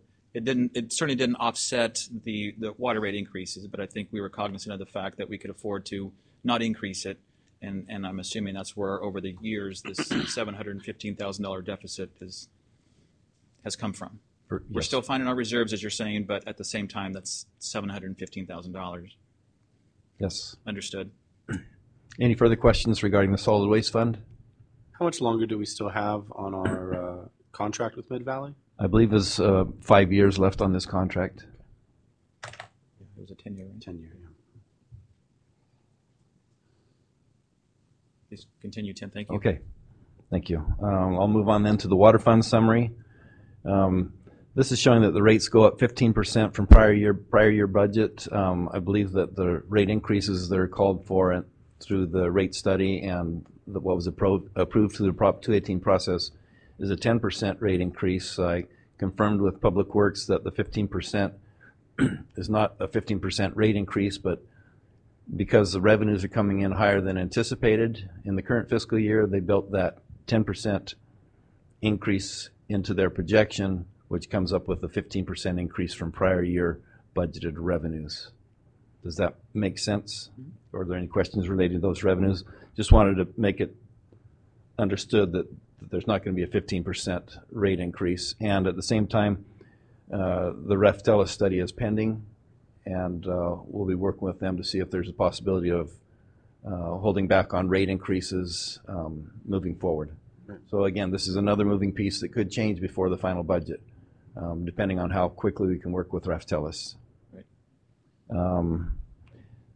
That's probably the most important part of this slide, but salaries and benefits are decreasing 10%. That's kind of important also. So Public Works has kind of shifted around some of the personnel expenses, kind of reassessed who spends their time where, and decided to shift some of the expenses out of the water fund, which in turn increases some of the costs in other funds, which we'll review shortly. Other operational expenses up by 4%. The total operations basically are level. There's a 0% increase essentially from last year's total operational expenses. Councilman Hawley has a question. Tim? Yeah. Hey, Tim. I know we had talked about before. I hear you say the water rate's not going up, but are we still going to discuss those tier rates? I know that was something council had asked about. And I just want to know in our workshop, are we going? So discussing the tier rates, that will be kind of a separate topic. Without are we going to do that in our workshop? Well, let me see if I can answer this correctly. The structure that we have in place now calls for the 3 tiers. Right. What Reftelis will be looking at in the study is how we can just maintain that structure and cut back on costs. One of the things we might consider is water conservation portion of the rates. Maybe we could cut back on that. At this point, it would take another rate study to change the structure. We can't go through that change without making a change in the through the Prop 218 process. No, I wasn't talking about it change. We were supposed to have some explanation on what causes the tier rates. That's whether we change it or don't change. I still want to. I think we was due to find out why those tiers changed from 3 tiers. I know we had talked about discussing that, but I haven't heard anything back on that. And I don't recall that that discussion, but I would be glad to sit down with you and maybe go over the rate study and where those tiers came in, how they were created. It's a pretty comprehensive document that Habib reviewed with us when he was here last time from Raftelis. But we'll have a chance to discuss that. We're not making that decision today, but that's a good point, and we're waiting for that Raftelis study to come back so we can ask those questions and kind of dive into one, why we are where we are, and then what options we have moving forward. Yeah, we can certainly ask those questions. I just want to make it clear that that's not part of this study update. Exactly. I know that, but okay. I didn't want you to forget that we still have that on our mind. Okay, no, I appreciate that. Thank you very much. So another big ticket item, the capital outlay is up 51% from prior year. So we got nearly $4 million of capital projects budgeted, scheduled for 18-19. Slight surplus of $600,000 projected for 18-19. Estimated working capital is going from $9.2 million to $9.8 million. Again, strong fiscal condition. Some of that may go away as this is taking our projections for the current year, adding new projects, but one of the things to consider also is there may be some projects that weren't completed in prior years that were approved by council, and if those items on top of the capital projects that we have, the new projects we have scheduled, that could further reduce the working capital of the water fund.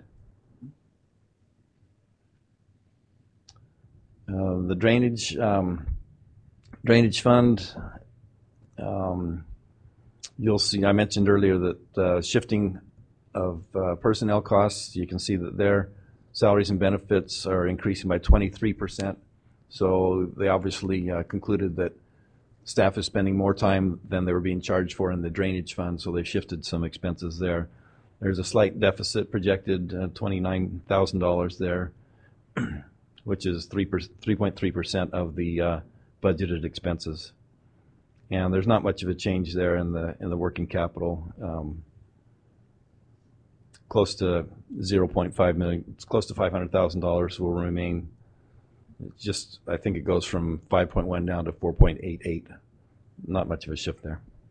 Then there's the non-major enterprise funds.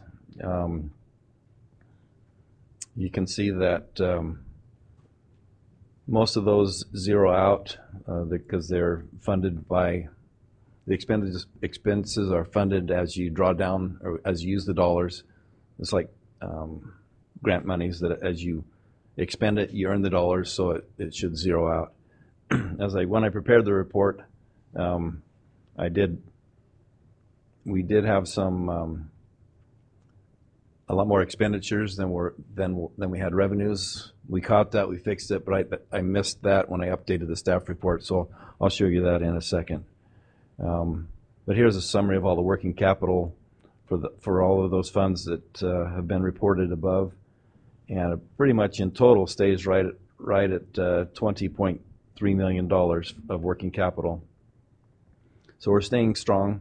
The golf course, of course, has operated in a deficit and has a negative fund balance, if you will, or working capital of $706,000. Solid waste, as mentioned earlier, is going down 22. That'll be going down 22%. The working capital from prior year. The others are not that significant. Water's going up 7%. The working capital balances. So here's the part that I messed up in the staff report. Thanks to Public Works, they brought that to my attention. Those numbers would not have tied out to anything. Like I said, it was a $2.6 million deficit. Now it's a $56,000 surplus, as reflected in the numbers above.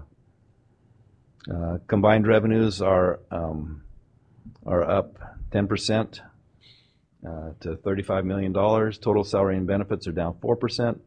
Other operational expenses are up 3%. Capital outlay is down 22% in total. Total expenses are down 5% at $35 million. Any questions on this or any other of the slides so far? Yes, Tim, I'm sorry. Can you clarify that for me? You said that the enterprise funds had a $2.6 million deficit. and Right. That was That's what was reported in my staff report. I just mentioned that there were more expenditures than revenues in the grants budgets related to transit. Yeah, basically related to transit primarily. So when we identified that and put in the $2.6 million of revenue, it basically washed that deficit out and brought it down to $56,000 surplus. So that was a mistake in my report. It was a last minute change that I didn't catch before I prepared after I updated the schedules and issued the staff report, before I issued the staff report. okay, so that's what I mean is that wasn't something that was reported prior. This was something that you were doing in between, and you caught this error. Yes. Okay. Yes, so there were, in these figures here primarily, you can see that there is $2.4 million of expenses there they didn't have the offsetting revenues before we caught that and corrected that in all the schedules, but I just forgot to update that in my narrative. And the offsetting revenues were the grants that were coming in for those particular funds? Yes, so it's transit funding that comes in for that, yes. Thank you for the question. Any further questions? Just more of a statement, Tim. Again, there's a lot of moving parts here. This is not in stone. This is mid-year. We still have a few months to go, and then and a lot can happen in that amount of time. So I appreciate the work that's been done.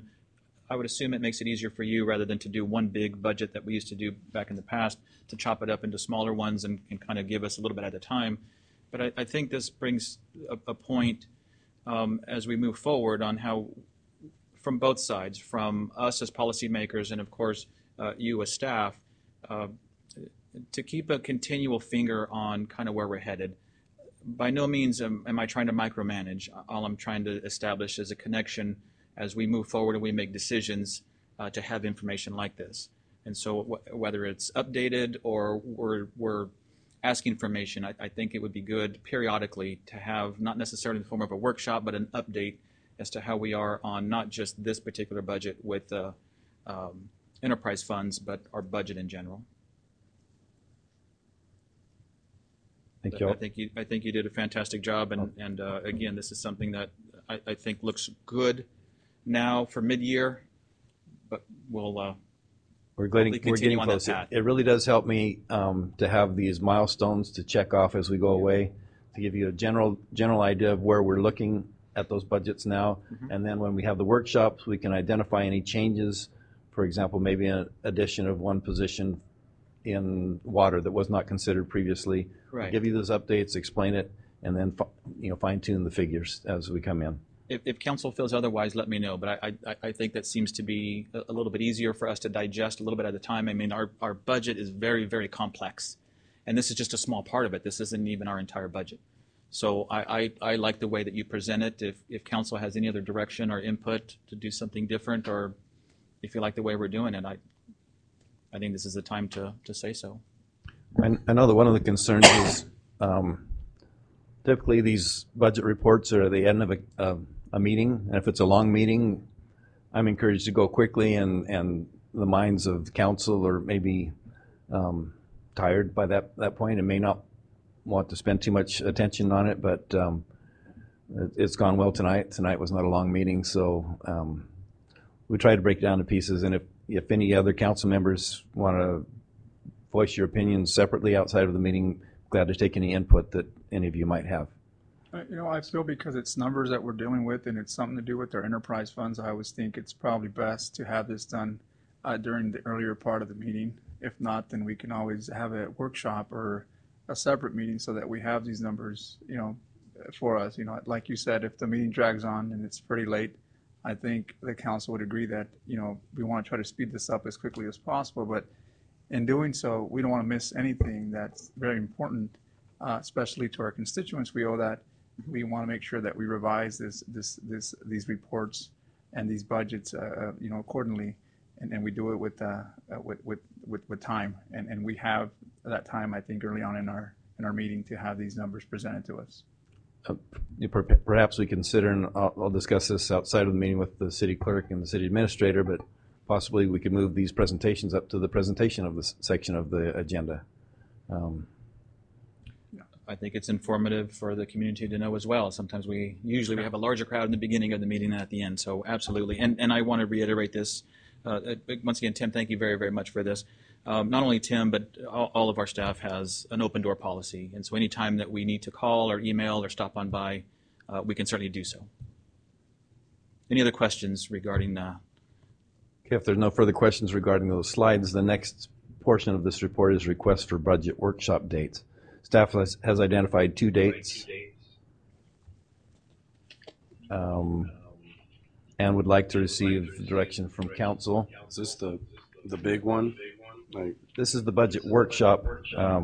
All day. It will be in, well, we're proposing, hopefully it won't be an all day, maybe a few hours.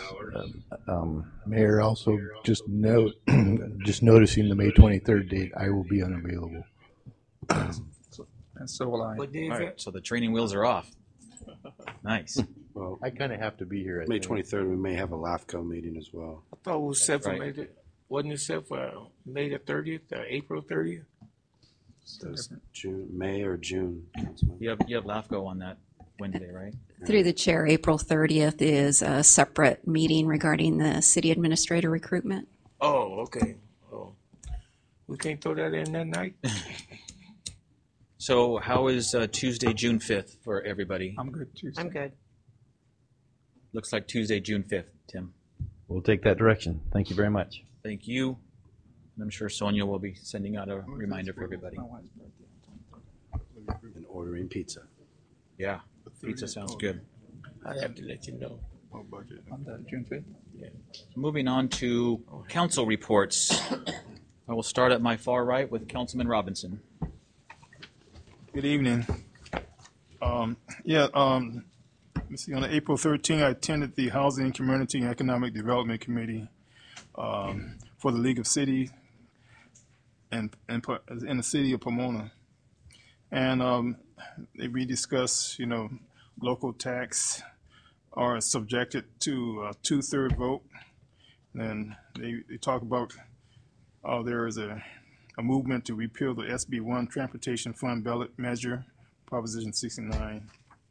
The state budget and legislative update. State's tax revenue is holding steady, but a downturn will come. They don't know when. The operating budget debt nearly erased, but large unfunded employee retirement cost remains. The reserves is at over $10 billion, which is a historic high. The uncertainty risk is the Federal Tax Act, federal renewal of some programs, and the expectation on medical health care. And furthermore is emergency response, and disaster relief, and they're concerned about cannabis revenue. The governor proposed budget consists of corporate tax, sales, and it's total like $132 billion. And they're going to try to focus on education, health, and social services, and correction, and others. Overview of state budget. Governor priority is filling up the rainy day reserve funds. Many request for one-time funds. That's the league. They want like $1 million for homelessness, and they want it on the ballot. And they want a recently revised process.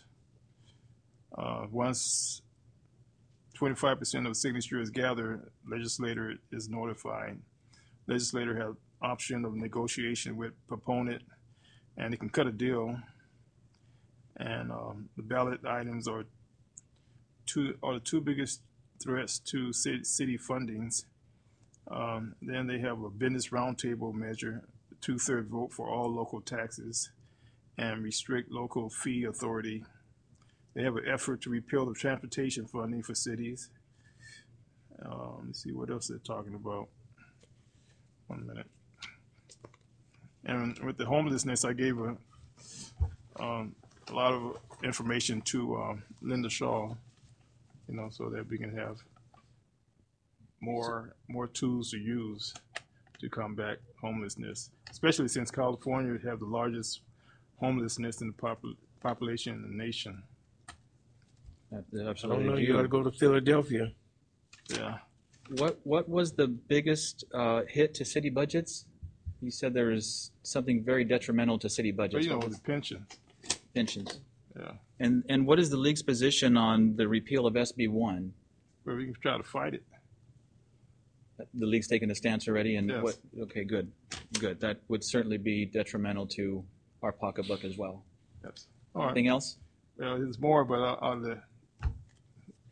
that's live right now. Thank you. Councilwoman Gallegos. I just would like to first recognize our wastewater treatment plant manager that's in the audience and thank him for coming out tonight. I appreciate you being here. We didn't have any questions for you tonight, but we appreciate all the hard work and your vision that you've put out there with your employees to make things better for our residents in the city. Even though they don't see it right offhand, in the long run, it will be a benefit for all of us. So I thank you for all the hard work that you do out there. The second thing is, I'd like to know if we as a council are still doing the direction for N&O where we're going to do individual residents like we've always done. Is that what we're doing? Christina's not real clear where she's going and if we're going to just keep with that path. You mean celebrate in the neighborhoods versus? Yeah, just one, or are we going to do N&O and a Saturday? Through the chair, I'd caution you don't want to do anything that looks like an action item on Okay. a council report. So we can bring something back if you want. Okay. I was going to say maybe suggest that she bring that back at our next RDA meeting. Yeah. Sounds good. So you want better than first place. You want first place plus. First place Is that in it? 10. All right. The next thing is just a clarification. If we know when we have an estimated date for the preliminary cough report. Do we have an estimated date for that yet? For Coffin Associates? Yeah. Our cough study? No, the study for Cough Study for Associates. cough. I actually reached out to them today, and I should hopefully hear back by tomorrow. When I have that, I'll provide it to you. Okay. I know they're working on it because we provided them all our information. They were gathering everybody else's. Right. I'm just concerned because I know, like at Madera Unified, with contracts, we have a 90-day time frame where we have to let our employees know that their contracts are coming close. I know we have a few that are. I know that Mr. Frazier is our city administrator, has the authority to reach out to us and let us know. Council does make that final call, and I just want to make sure that we're in the loop and we know that what's happening because our time frame is probably coming close to like a 90-day that we do also with our teachers. So I'm just checking to make sure when that study's coming through. So we'll have that in our hands to kind of just look at. Yeah, good point. Yeah, we've got that covered. You got it covered? Okay. We'll be talking shortly about that. Perfect. Thank you. Thank you, Councilwoman. Councilman Rigby. Yeah, again, I just kind of want to reiterate what a great opportunity it was today to spend with a group of students that was here from our high schools. I think Mr. Riche did an excellent job of pulling together resources, and I just wanted to thank staff. I know it was Mr. Tooley that kind of got it kicked off, but after his retirement, you guys really stepped up and helped make it happen. So I appreciate it, as well as to our police department and fire department for taking time out of their busy schedules to go and spend time with students. And I think it's important, and I think every kid got a kick out of it. And Jake's still here. He still loves it. So that's great, man. Way to give up homework in order to hang out with us. That's a great idea. I do want to report I'll be flying to Washington, D.C. this weekend for doing some more lobbying on behalf of our housing authority, partnering with CAHA and some of the different things that we're going to be working towards with our housing authority, getting a chance to thank HUD personally for their increase in our VASH programs, which is something that's going to be a game changer here in Madera, as well as I'll be leveraging that time with the Fresno EDC director, Leanne Eager. She'll be out there lobbying for our qualified opportunity zones and trying to get the feds to give big breaks.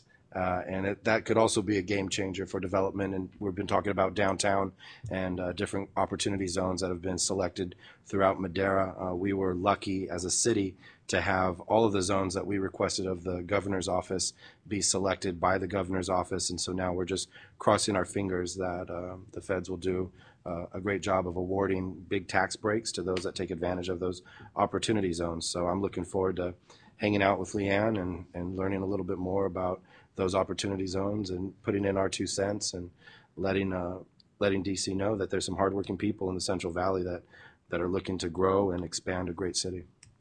Very good. Absolutely. Thank you for doing that. We really appreciate that. Councilman Hawley. Yes. Oh, wow. I got a whole list now. Thank you, Mr. Mayor, for throwing me under the bus here the other Monday. I really appreciated that on a rainy day. But I had a chance to set out with First Five to see what superheroes that Madera County has working for them that not part of Madera County, not a paid person. They just go out and do things for children. And seeing Kobe there on Channel 26, which will be aired Wednesday morning. So you'll get to see all that. And I thank our Parks Director, Mary Ann, for being a part of that, being there. Mayor, you gave me a good job, and I really appreciated it, presenting them with the proclamation. It was well attended. My apologies for the late notice. That's all right. I'm a mini-man. I text Donald over the weekend. It was a Monday event. And true to form, Donald says, absolutely, I'll be there. And so he showed up in my stead and did an absolute wonderful job. So I enjoyed it. Thank you. Other than that, that's all I have to report at this time. Thank you, Mr. Councilman. And again, I appreciate you filling in for me. Hey, was one there, we're all there. So as we... Thank you, Donald. Yes, I just wanted to clarify something with Councilman Derek Robinson. You had mentioned a downturn was inevitable. Can you repeat that from the League of Cities? Was that in regards to the economy? Yes, because economy is, we have our longest recovery. Now they're expecting a downturn.